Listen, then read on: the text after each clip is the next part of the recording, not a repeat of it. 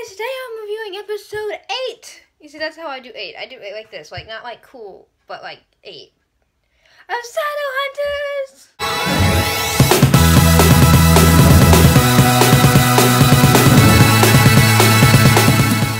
It was so good. Oh my, I didn't think it was possible, but I think it's placed episode 4.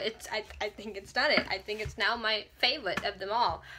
I didn't think it was possible, but it is. And episode 8, guys. There is 12 episodes this season, or 13. We are almost at the end. What am I gonna do when I don't have Shadowhunters? It was so good with everything, and there was let's talk about. I have an issue and a liking to Lydia Branwell. There's a scene between Alec and Max in the beginning when Max wants to steal it back, and Alec is like, alright, I'll get it back to you if you promise to behave or whatnot. It was so cute. It was so cute. You have Alec with his bow, and the door opens, and Lydia walks in, but she's glamoured as Valentine. I'm like, what WTF is this? And then, what is it with the writers and the word abysmal? I'm talking to Alex, she's like, yeah, all your reactions are slow, except for yours are quite abysmal. And then that one time, like in episode 2, when Simon was talking to Alec, and he's like, yeah, your bedside manners are abysmal. I'm like, what is it with this word? Do you have a fetish towards this word? We see it a third time, man. Okay, we had Simon. And oh God. It was exactly how I pictured in the books, though. It was so perfect. And this episode was about 85% book-related stuff. I couldn't. It was so good. There's this Forsaken attacking Luke, and 5 werewolves have to take them down. And we're introduced to Forsakens. And I just now dawned on me after an hour over the show ended. I was like, what are Forsakens? Because I haven't read the books in so long. They're Valentine's good experimentations that went right or whatever. They're Shadowhunters turned into with demon blood. They look like Frankenstein. I don't know how I feel on the makeup. I'm not feeling it. Okay, we have Raphael, and he's like, I may be a vampire, but I was raised as a good Christian, and so we're going to, I'd give Simon a proper burial. It's like, wait, what? There was so many references to the Infernal Devices and the Bane Chronicles. It brings me great joy to know that the writers have read all of the things that the readers have read, and you know everything, and I'm hoping they eventually get to the point where they mention Raphael and Magnus are friends for a reason. We have Lydia Branwell. Don't know who she reminds me of, but it's Silent, I want to say, from the Infernal Devices. The woman who, led the Institute. And there was this one part, and they're like, yeah, Henry Branwell was the last one of our families to lead the Institute. And it's like, I hate to break it to you, but not really? It was kind of, no. Her and Alec are surprisingly getting along, even though that's, who Alec is supposed to marry. Or, let's get to that. Oh my God. Okay, so they're investigating this Forsaken, and they're like, we're going to take him to this lab and have him tested on, or whatever. I don't know what it's called now. A coroner report? I have no brain. Isabel and Magnus are the ones doing the research. I was like, whoa, Isabel, she can kick ass. I never saw her as a forensic scientist. Let's call it that. Did I see Magnus as those? I mean, okay, they're making Isabel more of the dominant figure instead of the kick-ass warrior, and I could use a touch. I could use a fight scene with Isabel. Not one of her in a lab coat. Just let her kick somebody's ass, please. But I think I liked it. I'm pretty sure I liked her as somebody who was doing the brain power behind things. And as they cut open this dead Forsaken's body, Magnus and her are talking about Alec and his relationship status.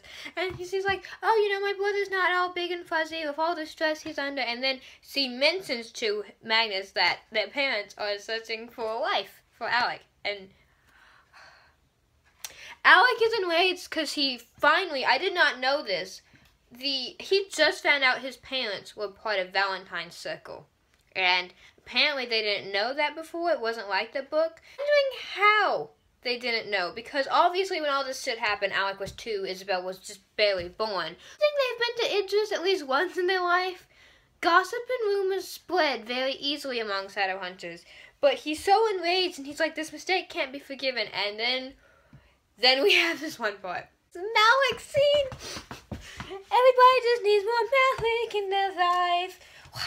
Actually, I could use, like, not Lydia and more Malik. I know a lot of people hate Lydia because she's in the way of Malik, but after this episode, I figured out how it could all work, because she tells Alec the story about how she loved the man she actually loved and screwed over this arranged marriage, but he died, and Alec went and followed his heart, and his heart is to protect his family.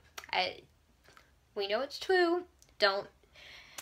That's where we're at right now in the series. That's where his heart's at. It's not at Magnus yet.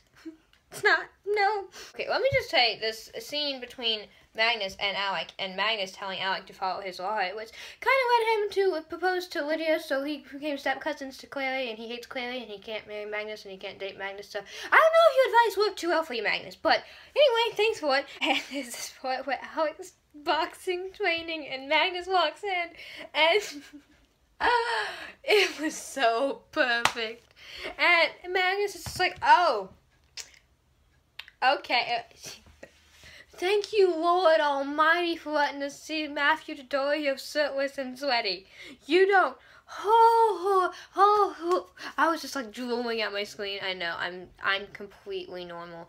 And Magnus is like, don't get dressed up for me. And there's this scene where Alec hands the report files to his mother, even though Lydia asked for him, and he's just like, ha, bitch. And there's this one part, and I swear to God, I actually did this. I swear on my grave, this actually happened. Alec is talking to Lydia, and he's like, you know, you can run the Institute. We can keep the Institute under our name. We can keep our pride or restore our pride. Everybody can all have what they want. And I was just like, yes, this is perfect. Yes, and I thought they were going to let Lydia stay. Her family would run the Institute. The Whitewoods would have the name over the Institute. They'd stay at the Institute. Their pride would be just restored because they stopped Valentine and whatever, blah, blah, blah, blah, blah. And that's what I thought. And then Alec gets down on one knee and he's like, okay, marry me, Lydia Branwell. I was eating pineapple and I literally spit it out. I swear to God, this actually happened. I was like, what the fuck? What? Whoa. This isn't even arranged marriage anymore. There's this one part where Alec is talking about Magnus, and he's like, oh, yes, Magnus. He's very good at magic. He's very, very good at it. Lydia just stares at him. I think Lydia knows that Alec has feelings for Magnus. Because they're having this political alliance, she's going to eventually let Alec go. She got to marry the ones he loved, even though it didn't turn out too well for her, sorry. But I think they're strictly business partners, and both of them realize that. And that's why I don't purely hate her for getting in the way of Malik. I actually like her. She reminds me of Silent. She's abrasive. And then Isabel said this line, how she's Clary's distant cousin. I was like, how?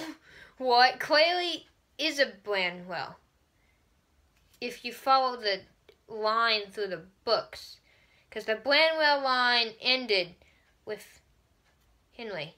It was the Fairchild. It was the Fairchild's name that stayed. That is the Shadowhunter name. I don't even know how the Branwell line exists. She mentioned her great-great-grandfather, Henry, and Magnus inventing the portal, and I was like, yes! Reference to the Infernal Devices, hell yeah! I'm down for that, because, I mean, it is a reference if you've read the books, but, I mean, if you haven't and you're just watching the TV show, you're just like, oh, okay, cool. It's working. It's good. It's perfect. I love it. We have this Simon situation. Clary's conflicted whether or not to let Simon die, or to bring him back as a vampire. And every time we saw Jason Clary, I would get really emotional.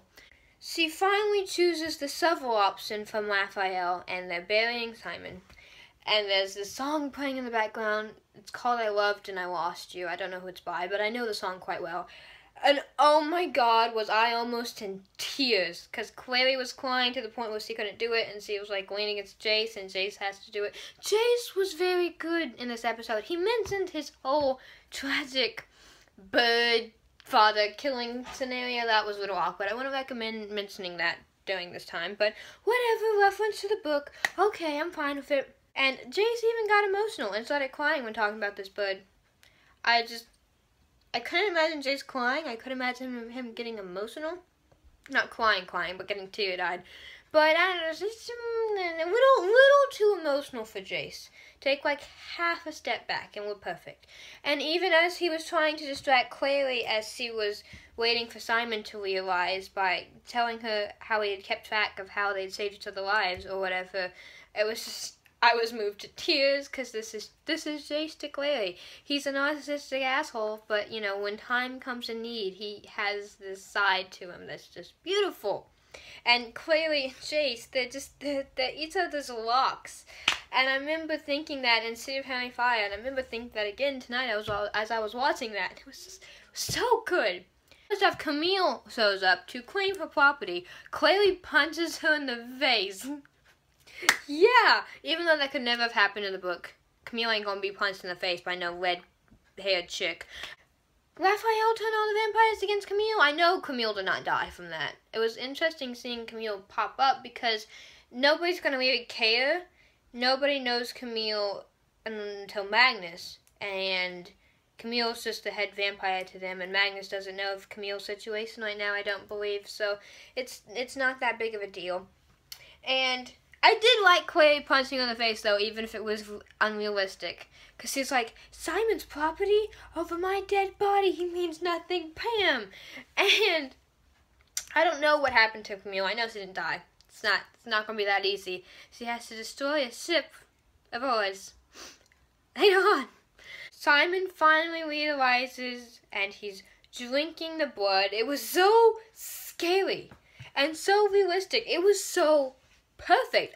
When I read this book, I imagined it just like this, like horrifying.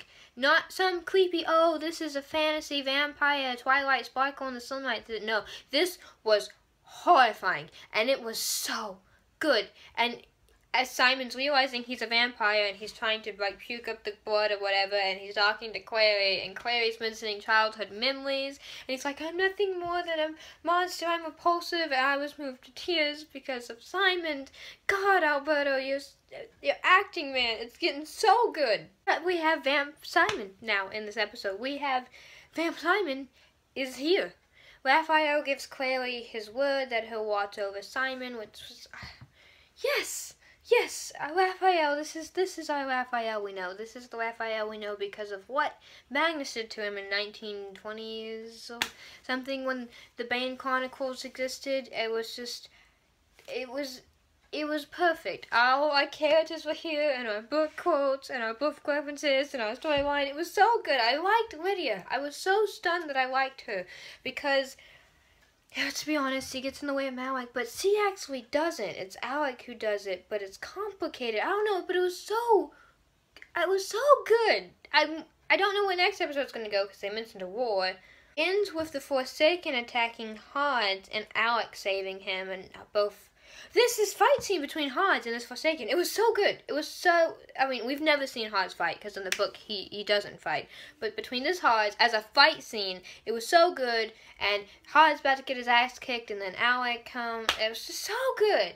So good. Alec saves him with the bow and arrow. I love Alec in this episode. I love them all in this episode. I was like, I don't know, I might have given Izzy like A-. She figured it out, though. She figured out the Forsaken. Yay for you. I really liked this episode. I loved this episode. This is just, I don't know who's my favorite for this one, but they're both high. Really high up there. Very high storyline ratings. I'm Annalyse. Thank you for watching. I'll see you next week. Bye.